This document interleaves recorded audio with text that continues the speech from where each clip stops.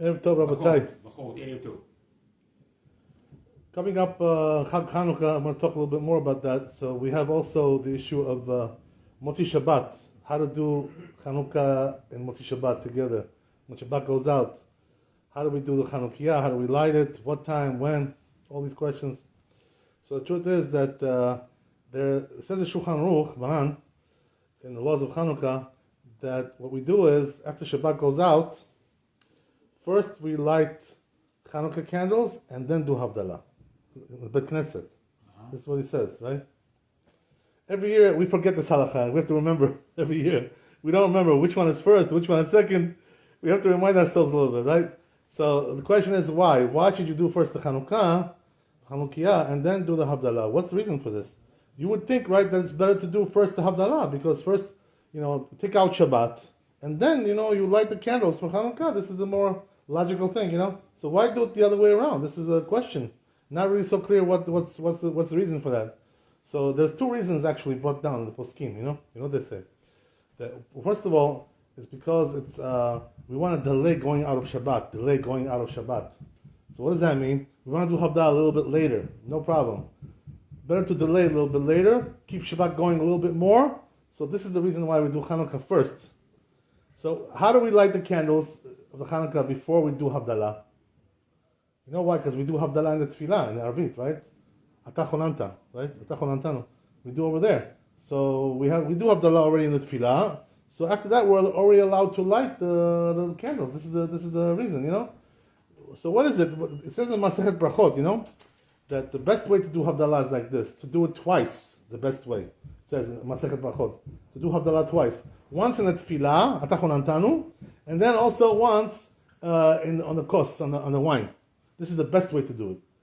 What about if a person forgot to do, both? Let's say he forgot to do B'tfilah Atachonantanu. He missed it, right? He passed by. He missed it. So what should he do? Don't pray again. Just do Havdalah on the kos. Once is enough, B'diavad. But Lechatchila, you're supposed to do two.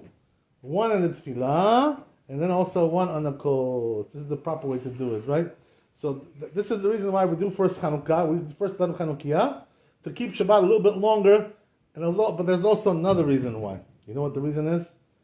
Two more reasons I can give you. One is, first of all, that you know what happens when people do Havdalah, when we do Havdalah in Beit Knesset, everybody goes out, everybody leaves. So then who's going to be left for Chanuka, for Chanukiah? Nobody's going to watch it anymore. Everybody's going to run out. This is they're regular to do like this, So if you do Havdalah first, bye, shalom, Shabbat Tov, everybody leaves. So we don't want that. We want Pirsum Nisa, right? That's the whole thing. Because we want Pirsum Nisa to publicize the miracle, we want more people over here. So this is the reason why we want to do Chanukah first, that everybody's here. Nobody left yet. And then we do Havdalah. This is the proper thing. But what about when you go home, right? That's another question. So the truth is, that the Ramah over there says in the Shulchan Aruch that all the more so he says you should do the same thing at home. First do Chanukah and then Havdalah. Why? Because you already did Havdalah in the shul, in the Bet Knesset, you already did Havdalah. So now do Chanuka first, This is why? Because of Pirsum Nisa. Again, right? Same thing. So the truth is, that there's somebody who's cholek on this. There's a machloket. The Taz over there. On the Ramah, he's cholek. He's also cholek on the Shulchan Aruch as well. The Taz says, Turei Zahav, right? This name of this parish, Taz. Says the Taz, no. You have to do first Havdalah. Also in the shul, first Havdalah. Why? Because Tadir, it's more common, it's more frequent. Mitzvah. More frequent mitzvah comes first. So therefore, says the Taz, in the Bet Knesset you should do first the Havdalah and then the Chanukiah. And also when you go home, same thing. Always, Tadir comes first. The more frequent mitzvah. This is the way he says. So what's the halacha, right? How do we do Bemet, right? So the truth is, there's many different minhagim about this. But it says in the Mishnah Brura, I saw in the Mishnah Brura, he writes, the Chafetz Chaim, that in the Bet Knesset, you should do like the Shulchan Aruch, first Chanukiah and then Havdalah. And when you go home, right, then he says you can do whatever you want. You want to do like the Taz, you can do like the Taz. You want to do like the Ramah, either way is good, right? No, it doesn't make any difference anymore. That's what he says. But the truth is, our custom, if I remember correctly, is like this, We do like the Maran Shulchan Aruch. In the Bet Knesset, we do first Chanukiah, and then we do Havdalah, and then when we go home, we do first Havdalah and then Chanukiah, the other way around. This is our custom. This is our minhag. This is the proper way to do it. So okay, whatever, right? But whatever it is, right? You're good anyway. Either way, you're good. You have somebody to rely on. But this is the halacha, bemet, for us, especially. But there's also another important thing, a person has to know that when you light Motzeh Shabbat, you're not really lighting, at the right time according to what the Chachamim said, right? We want the time of regel, So we said, right, the time of regel, we talked about this last week. We said it's like 15 minutes after Shkiyah, which is about 4:45, and until 5:15. This is the half hour that you should be really lechatchila lighting. But Motzeh Shabbat, we can't do that. Why? Because it's still Shabbat, So we can't do that. There's no way for us to do that. So we have to wait longer. There's no choice. Everybody knows that, right? It's pashut. What are you going to do? Break Shabbat and light Chanuka candles on time? You have to be a little bit crazy, right, to do such a thing like that. So the truth is, when does Shabbat go out? According to the Geonim, Shabbat goes out 13 and a half minutes after Shkiyah. It's already Shabbat is finished. According to Rabbeinu Tam, 72 minutes. Right? So we have two opinions. Geonim, Rabbeinu Tam. Which one do we do? Over here in America, the truth is, in New York, they don't do either one. They don't do Geonim and they don't do Rabbeinu Tam. They have something like in the middle. Yavo Shlishi v'Achriya Benehem. They have some middle shita that they do. 40 minutes, 45 minutes, they do. Not Rabbeinu Tam and not Geonim. Well, not one and not the other. Why do they do this way? What's the reason why? So the answer is that they hold the Ashkenazim. This is Ashkenazi minhag. The truth is, this minhag that they do 40 minutes, 45 minutes. Why do they do it this way? Because they say, that first of all you have to be able to see the kochavim. Tzita kochavim. You have to see. It says in the Gemara, right, that you have to see the kochavim. You have to be able to see them. So they have to be visible, And we're talking about benonim, right? Not small and not big, mid-size kochavim. That's what we want. So therefore, it takes at least about half hour after Shkiyah to see the kochavim, in New York. And then they add another 10-15 minutes. Why? 40 minutes, 45 minutes. Why they add more? What's the reason why? Because of Tosefet Shabbat. It's a mitzvah to add to Shabbat, So therefore they add another 10-15 minutes. Tosefet Shabbat. So altogether it comes out to be about 40-45 minutes, according to the custom of the Ashkenazim. But the truth is that Maran, he didn't like this shita at all. He didn't like it. He thought that this was wrong. And I explained to you why it is. Why didn't he like this shita? First of all, the problem is that in New York City, as you know, right, there's a lot of smog over here, a lot of clouds, a lot of, it's not really such a clear horizon. So you can't see the kochavim so good over here. There's a lot of smog. There's also a lot of lights in the grid. So you can't really see kochavim. If you go upstate, to the Catskills, over there you really see the kochavim much earlier because it's clear. Everything is clear. So the stars come out like really strong, very powerful. Over here, no, not so much, So you can't really see the kochavim at the right time over here in New York City. That's one thing. But number two also, he told us like this, that there's a Pnei Yoshua and Tosfot. They both say the same thing. Two Rishonim, two big Chachamim, they both said that we don't know how to see kochavim in our times. We don't have this expertise. We don't know how to see it. So therefore, even if you look to try to find it, you're not going to see it on the right time because you're not expert in that. Your eyes are not trained for that. You have to be trained to see kochavim. And he says, today we don't have this kochma. So therefore, there's no way really to check when the kochavim really come out, and therefore he said that this is not really proper to do this way. So he said either you have Geonim, 13 and a half minutes, right, or you have Rabbeinu Tam, which is 72 minutes. So he used to tell us, the proper thing to do is for Shabbat, right, if it's something melecha deoraita, like lighting candles, Chanuka candles, it's deoraita from the Torah to light a fire, So you should wait till Rabbeinu Tam, 72 minutes.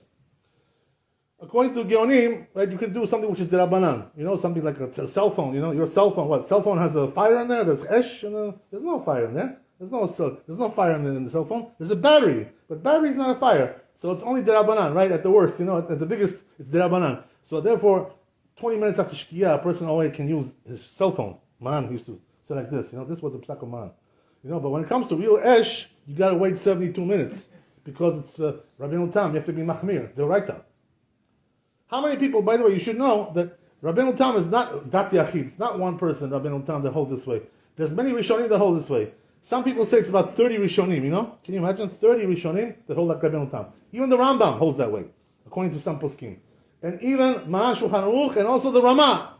So most of the poskim like hold like Rabbeinu Tam. So therefore, which is something which is deoraita from the Torah, like lighting fire or driving your car, right? That's from the Torah. You have to wait proper to wait until Rabbeinu Tam. So therefore, 72 minutes. That's what you should do. Rav Moshe Feinstein al Bashon, he also writes the same thing. You should do like Rabbeinu Tam when it comes to something which is Melacha Deoraita. But here's the thing now, right? Okay, so we get to Chanuka, right? That's good for Shabbat, very good, Baruch Hashem, Motzeh Shabbat. But what about Chanuka? So the truth is, I was at the Beit Knesset of Maran. I remember one time it was Chanuka, and Motzeh Shabbat. So you know what I saw? Something really very, very interesting and very, very educational, right? Very, very entertaining also. You know what happened, right? That we finished Arvit over there. Maran, he used to pray Arvit about half hour after Shkia, on Shabbat, Motzeh Shabbat, just like we do over here, right? Something like that. Half hour, 40 minutes, 20, but he never did 40 minutes. It was like 25 minutes or half hour after Shkia. So when Arvit was over, it was already like 45 minutes after Shkia, after sunset. That's what it was, And then he used to do Havdalah. 45 minutes after Shkia, man would do Havdalah. But it still wasn't Rabbeinu Tam, So what did he do? He would do Havdalah, but the nair, the candle, the child would light it, the child, the Tinok, somebody, a little kid who's not yet Bar Mitzvah. So the child would light the Ner Havdalah, and the man would bless on it. He didn't want to do it himself because it wasn't Rabbeinu Tam yet. You understand? So then, okay, fine. So we did that. We did Havdalah, but then it came time for Chanuka, right? Chanukiah. So the man said, forget about it. We're not going to do Chanukiah. In Beit Knesset, Motzeh Shabbat. So they told him, Rabbi, what happened? What happened? What are we not going to do? So he said, it's not Rabbeinu Tam yet. We can't do. I remember, I was there. I heard this whole thing. Man told him, no, we can't. So what he told them, let's just go home. Let's do it at home. Told them, I don't want to light Chanuka candles before Rabbeinu Tam. That's what he told them. So they told the rabbi, Geonim, this. He says, no, there's no way to be mikkel. There's no way to be lenient about that. We can't. So you know what happened, right? Everybody went home. We shut the Beit Knesset, and we didn't light Chanuka candles. Why? Because it wasn't Rabbeinu Tam yet. So this is the reason why we didn't light. And you can ask a question, by the way, about this. If you listen to my story carefully, it's a very simple question you can ask. You know what the question is? If he did the Havdalah candles, why didn't he light with the child lit it? So then why don't you do the same thing with the Chanukiah? So probably the answer is, that when it comes to Chanukiah, a child should not light Chanukiah, for everybody. It's not proper to do that.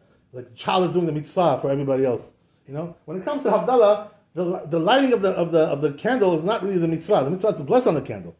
So that's the real mitzvah. When it comes to Chanukiah, the lighting of the candle, hadlaka is a mitzvah. That's the real lighting of the mitzvah. So what? Child is going to do the mitzvah for everybody? Right? It's not proper like that. For adults, like not kavod. So therefore, that night, what happened was that we went home. We didn't like the Chanukiah at all in Beit Knesset. It's only a minhag. What's the big deal? It's not a big deal. It's a minhag. So what are you going to do? Minhag is going to come over and something which is mitzvah deoraita, right? Yisur deoraita. So therefore, we didn't like that year. Baruch Adonai le'olam. Amen. Amen.